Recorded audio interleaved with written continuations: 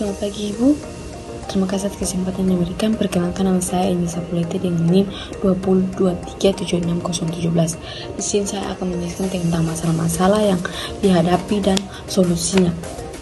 Yang pertama tentang hakikat pendidikan kewarganegaraan Indonesia, yaitu masalahnya tercantum dalam kurangnya relevansi kurikulum.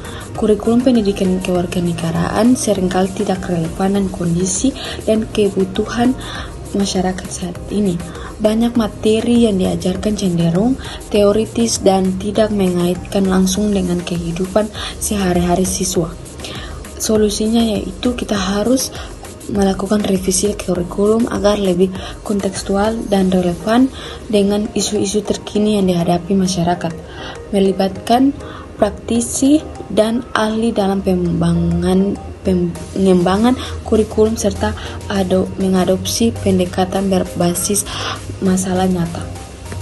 Dengan masalah-masalah ini, pendidikan kewarganegaraan dapat lebih efektif dalam membentuk warga negara yang berpengetahuan, berkarakter, dan berpartisipasi aktif dalam kehidupan demokratis. Yang kedua yaitu tentang identitas nasional. Identitas nasional berdampak teknologi dan media sosial. Teknologi dan media sosial dapat mempercepat penyebaran informasi yang salah, mempengaruhi persepsi identitas nasional. Solusinya yaitu meningkatkan literasi digital dan kemampuan kritis masyarakat dalam mengonsumsi informasi.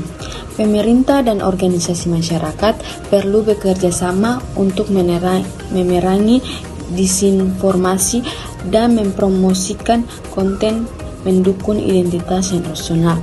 Dengan mengatasi masalah-masalah ini, identitas nasional dapat diperkuat, menjaga kohesi sosial, dan mempromosikan rasa kebanggaan serta keterikatan terhadap bangsa. Yang ketiga yaitu tentang integrasi nasional. Masalah yang dihadapi adalah konflik sara atau suku, agama, ras, dan antar golongan. Konflik berbasis sara dapat merusak integrasi nasional dan memicu ketegangan sosial. Solusinya yaitu memfasilitasi dialog antar kelompok dan mediasi konflik. Pendidikan yang meningkatkan toleransi dan nilai kebersamaan perlu diperkuat sejak dini. Penegakan hukum yang tegas terhadap tindakan diskriminasi dan kekerasan berbasis sara juga penting. Dengan mengatasi masalah-masalah ini, integrasi nasional dapat diperkuat, menciptakan masyarakat yang harmonis, adil, dan sejahtera. Yang keempat tentang wawasan Nusantara adalah cara pandang dan sikap bangsa Indonesia mengenai diri dan lingkungannya dengan mengutamakan kesatuan wilayah dan menghargai keragaman dan untuk mencapai tujuan nasional. Namun ada beberapa masalah dalam implementasi wawasan Nusantara, yaitu tentang ketidakmerataan pembangunan. Masalah pembangunan yang tidak merata antar daerah menyebabkan ketimpangan sosial dan ekonomi. Daerah-daerah tertentu, terutama berada di luar Pulau Jawa, seringkali tertinggal dalam hal infrastruktur, pendidikan, dan kesehatan. Solusinya yaitu pemerintah perlu memperkuat kebijakan pembangunan yang adil dan merata, dengan fokus khusus pada daerah-daerah tertinggal melalui program pembangunan infrastruktur, tingkatan kualitas pendidikan, dan akses kesehatan. Dengan mengatasi masalah-masalah tersebut, wawasan Nusantara dapat diimplementasikan dengan lebih baik, sehingga tercipta persatuan dan kesatuan bangsa yang kuat serta pembangunan yang merata dan berkelanjutan. Yang kelima tentang konstitusi Indonesia. yaitu Undang-Undang Dasar 1945 merupakan dasar hukum tertinggi yang mengatur penyelenggaraan negara dan kehidupan berbangsa. Namun, ada beberapa masalah yang terkait dengan implementasi konstitusi tersebut. Yang pertama adalah ketidakstabilan amandemen. Masalah yang dihadapi yaitu amandemen yang sering atau berlebihan dapat menimbulkan ketidakstabilan hukum dan kebingungan di masyarakat serta di antara penyelenggara negara. Solusi yang dapat dilakukan yaitu kita perlunya kajian dalam dan komprehensif sebelum melakukan amandemen konstitusi. Setiap perubahan harus melalui proses partisipasif yang melibatkan berbagai elemen masyarakat dan mempertimbangkan dampak jangka panjangnya. Dengan mengatasi masalah ini, diharapkan konstitusi Indonesia dapat lebih efektif dijalankan dan mampu mewujudkan tujuan-tujuan nasional serta prinsip-prinsip dasar yang terkandung di dalamnya. Yang keenam yaitu tentang kewajiban dan hak negara. Masalah yang terkait dengan kewajiban dan hak negara serta warga negara di Indonesia bisa muncul dari berbagai aspek, baik dari sisi pemahaman, penegakan, maupun pelaksanaan di lapangan. Masalah yang dihadapi yaitu kurangnya pemenuhan hak ekonomi dan sosial. Masalah yaitu banyak warga negara yang masih belum mendapatkan hak-hak dasar seperti pendidikan, kesehatan, dan kesejahteraan ekonomi yang layak.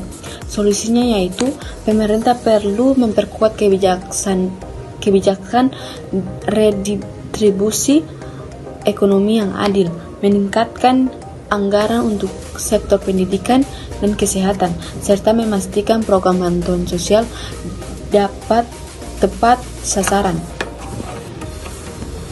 Dengan mengatasi masalah ini, diharapkan hubungan antara kewajiban dan hak negara serta warga negara dapat berjalan lebih baik, harmonis, dan saling mendukung, serta tujuan-tujuan nasional dan kesejahteraan masyarakat dapat tercapai serta lebih optimal. Yang ketujuh tentang demokrasi Indonesia.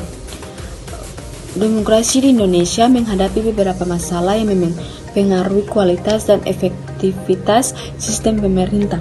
Berikut adalah beberapa masalah dalam demokrasi, yaitu korupsi yang merajalela.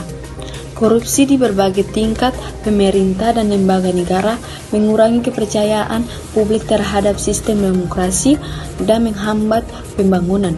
Solusinya yaitu kita harus memperkuat lembaga anti korupsi seperti KPK, memperketat pengawasan terhadap penggunaan anggaran negara, serta memastikan transparansi dan akuntabilitas dalam pemerintah. Penerapan hukuman yang tegas dan adil bagi pelaku korupsi juga sangat penting.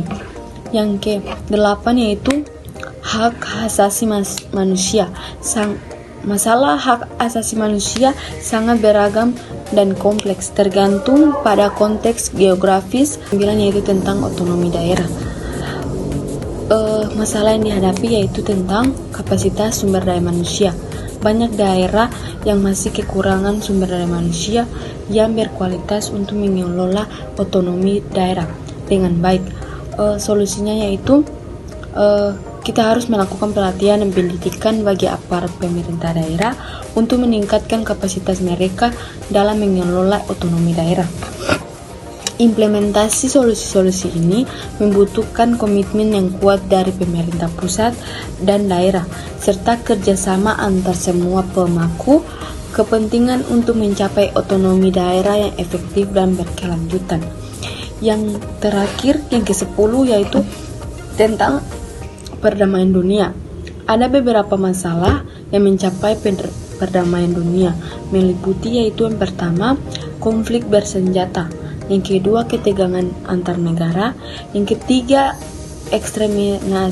ekstremisme dan terorisme. Yang keempat, ketidaksetaraan dan ketidakadilan sosial. Yang kelima, persaingan sumber daya. Solusi yang untuk mencapai perdamaian dunia itu kita harus melakukan diplomasi dan dialog. Yang kedua, penyelesaian konflik berkelanjutan. Yang ketiga, pembangunan ekonomi dan sosial. Yang keempat, pendidikan dan penghargaan terhadap keanekaragaman. Yang kelima, pengendalian ekstremisme dan terorisme. Yang keenam, kerjasama internasional yang kuat. Yang ketujuh, penegakan hukum yang adil. Yang kedelapan, pendidikan perdamaian dan kebudayaan damai. Perdamaian dunia memerlukan komitmen bersama dari semua negara dan pemangku kepentingan global untuk bekerja sama secara efektif dalam mengatasi konflik, mendorong kerjasama, dan membangun dunia yang lebih aman dan damai. Itu saja presentasi dari hasil dari saya untuk tentang kewarganegaraan Indonesia. Terima kasih.